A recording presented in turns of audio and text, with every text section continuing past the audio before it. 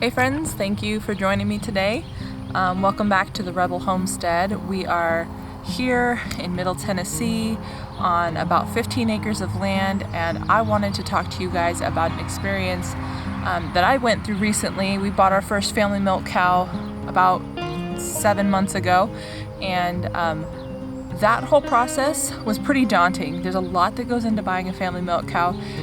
If you've never done it before, if you've not been around large animals before. I've been around large animals, some of them, but not ever cows. So that was something that was a huge learning curve for me. But this video is for you if you're headed in that direction and you're not sure how to do this. So here we go.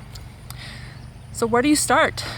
If you've done a little bit of research, then you'll know that family milk cows are really rising in popularity. Family milk cows are something that you can bring to your homestead, bring to your acreage, even if you have small acreage.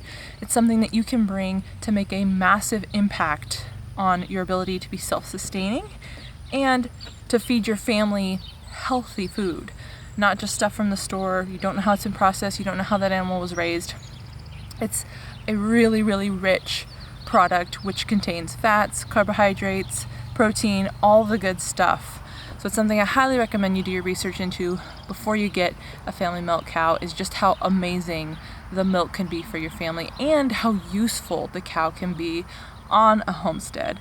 It's not just a cow that brings in milk. That milk can go to chickens, that milk can go to pigs.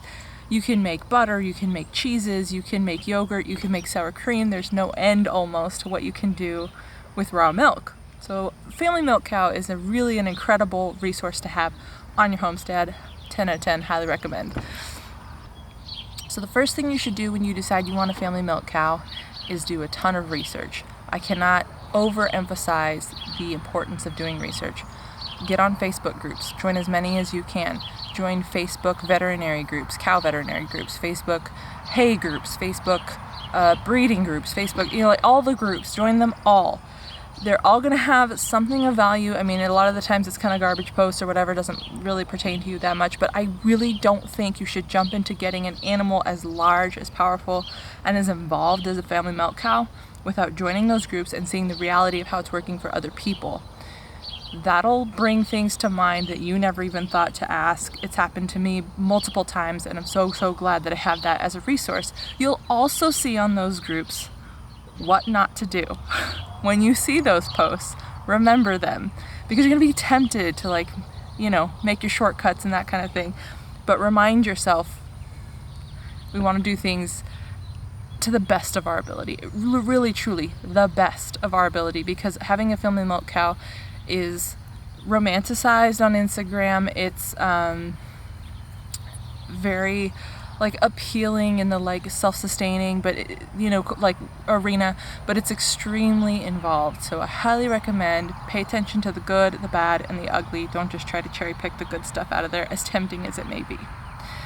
Next, I think you should go find a farmer who has a family milk cow and put eyes on cows. Go look at them, go see how they behave, how they interact with each other. What do you smell? What do things look like? What does it feel like? Are things smelling bad? Are things smelling good? Is what you see something that you want to wrap your whole life around and be a part of? And if it is, great, that's awesome. But I really highly recommend you go check out a farm to really see if this is the kind of thing that you want to bring to your homestead. As romantic as cows have become in this popular post-2020 day and age, they're a lot of work and they're very, very involved. And I think that going into it a little bit naive, you have your chickens, your backyard chickens, and they're just pretty easy. You throw them some food and they kind of take care of themselves. A family milk cow isn't going to be like that. It's going to be a lot more dependent upon you. So just make sure you know what you're getting into. So my second recommendation is go find a farmer, go see some cows, see if it's something you actually want to pursue. Next, I think you should do research on raw milk versus pasteurized milk. I'm not endorsing one over the other. I do have a preference. I'm not endorsing one over the other. That's for you to go find out. Find out what you want to do, because if you do decide you want to go the pasteurized route, you're going to need a whole slew of equipment, potentially, depending on how much milk you're getting, that's going to impact your initial input cost. So figure out, raw milk, is it, dangerous and scary, or is it fantastic and healthy and it's going to cure all my health ailments or whatever? Pasteurized milk, is it the best way to go? Am I only interested in increasing shelf life longevity, that kind of thing? So that's something I do recommend you make a decision on before you get your cow.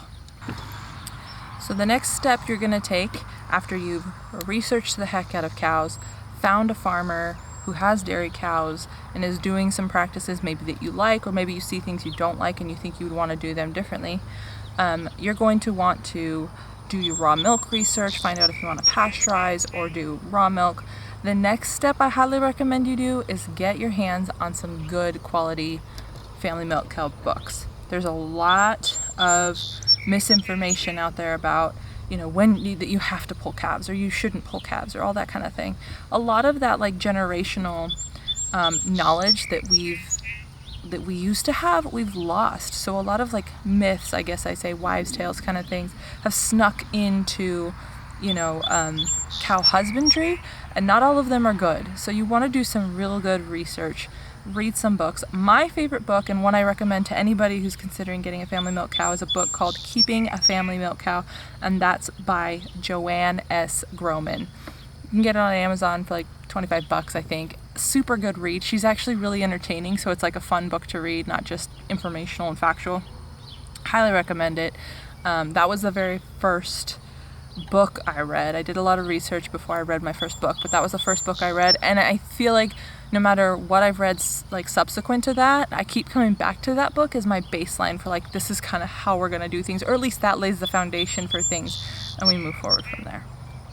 So once you decide you actually do want a family milk cow, you've got a plethora of decisions before you. You don't even know yet. I think probably a lot of people think, I want a family milk cow, I probably want this breed, and I want it to give me milk. And those are the only things people consider, which is super easy to do. I mean, cows are super fun, and it's very, very quickly, you just kind of jump into it, I just want to do this. So some things you do need to consider. Obviously, your breed. Ton of breeds out there for milk and dual purpose use. You can do Dexters for dual purpose, Jerseys for just milk, Holsteins for huge production, Brown Swiss for, all around kind of deal. A lot of breeds out there. Do your research. What do you want? And does what you want align with what you can do? So on our farm, we have 15 acres. I could have brought on a Brown Swiss cow. They're massive. They're huge and heavy cows. But with our smaller acreage and kind of my own personal comfort level with an animal that large, I opted for the Jersey. I think, a mid-sized Jersey is the sweet spot for family milk cow status. Holsteins are huge as well, and they produce, I don't even know, 5 to 8 gallons a day. It's way too much for us. Our little Jersey girl, on a good day, we're getting, 1.5 gallons to 2 gallons. So that's really all we need. We're a family of 4, but we're also able to sell a little bit on the side. So it's really, up to you, and look at all your parameters, what your variables are, and decide what kind of breed do you want. Once you've decided breed, it's important to also remember and keep in mind that there are different sizes of these breeds sometimes too. So Jerseys in particular, you have minis, which are very small, mid-sized, and then your standard Jerseys, which are a little bit taller, and they're actually breeding them a little bit taller and taller and taller to make them more Holstein-ish. I don't love that, but to each their own. They're using them for production. I get it, We have a mid-sized Jersey. We didn't go with a mini. A lot of people, minis are so popular right now. A lot of people want minis. And I get it, they're adorable. And if you only have 2 acres, it might make a lot more sense to have a mini. But keep in mind that when you get a mini cow, you're getting mini milk. Very quickly, once your cow calves, that calf is going to start taking more and more and more of that milk until you literally are getting a cup of milk, 8 ounces of milk a day. And that's not exaggerating. That will happen over time, unless you pull the calf and decide, we're just going to do away with the calf and we're going to keep our cow in production just for us. Okay, sure, that might still work. Keep in mind things like heat. We're in the middle of the south here. Heat tanks production, just brings it down a lot. If I had a mini cow giving me, half a gallon to a gallon a day, and we went through, a 10-day heat wave, I'd probably only be getting maybe a quart of milk a day.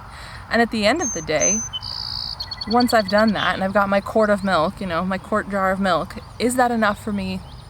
Is that enough milk for me to say, yes, this investment is worth it? The upfront costs are worth it. They're getting up at 6:30 a.m.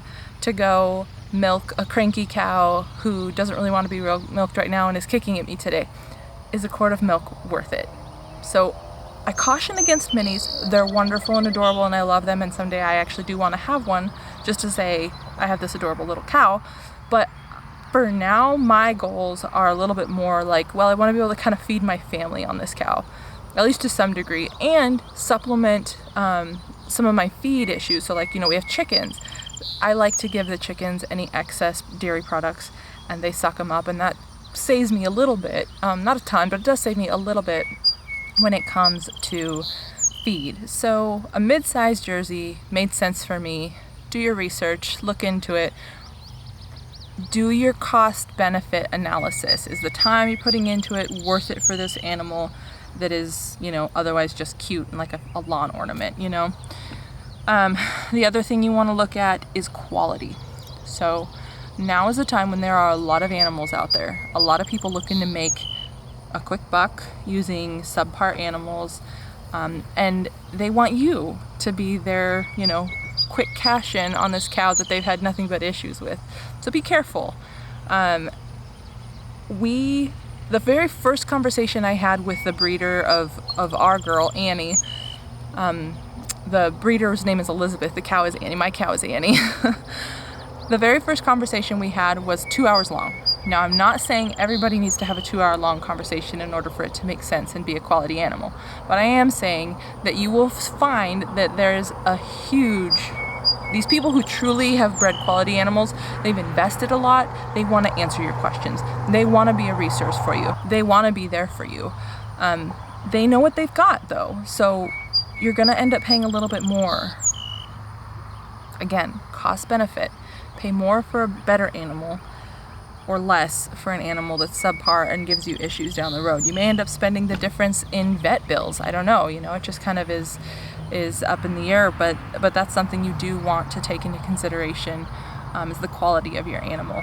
And please try, even if you're not getting like cream of the crop, registered, snobbery pedigree kind of thing. Even if you're not getting that, try to make sure you're also not getting the cow that really should be culled. You don't want the culled cow. Don't put yourself in that position. Don't bring that animal onto your farm only to regret it, a month in. I've seen it happen, and it's sad because then they're attached to it. The kids love it, and it's like, well, wait a minute, can we rescue this cow out of this situation? And ultimately, unfortunately, the answer was no, and she had to be euthanized. But it was a learning lesson. And then if you're just not sure if what you're getting into is a good situation or not, trust your gut. Just trust your gut. If you feel the slightest inkling of like, ooh, this is kind of shady, don't do it. Don't do it. It's not worth it. Find a situation. Demand a situation that makes sense for you, okay? I highly suggest that. That's what we did, and we have been nothing but happy. The breeders of Annie are now family friends. They're good people. We love them. They're a huge resource to us. And I'd like to see everyone in that situation if we can help it, and I'd like people to be a little bit more discerning to show those who would sell, junk cows that this is not, don't approach these people. Don't approach homesteaders to try and get rid of your cow that really should be culled. So, okay, so that is the end of part 1 of this video. I hope you found some of this information really informative. These are things that I have been writing down as I've been going. We've owned our cow now for about 6 months. Everything we've run into, every issue, everything I didn't think about, I wrote it down because I really feel like I wanted this information out there, and you can do as much research as you possibly can, but it was really tough to like compile it into one spot from somebody who has like just started their journey with their milk cow.